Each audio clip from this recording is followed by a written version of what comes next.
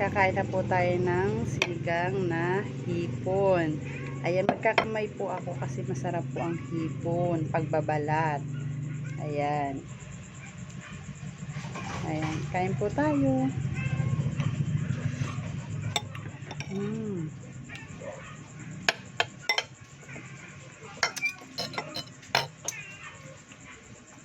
Ayan, ang tama pong pagkain ng hipon ay nakakamay para po mabalta ng iyong hipon.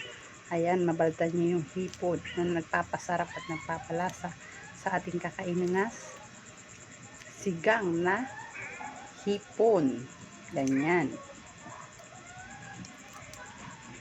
Ayan, fresh na fresh po yung hipon na yan at kakainin natin. Ayan, ayan. At magkakamay po tayo ng tamang pagkain ng hipon. Ayan. Sarap. Mag-dito ako ngayon sa sabaw.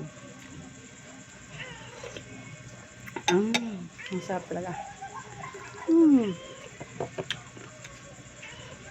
Mamaya na.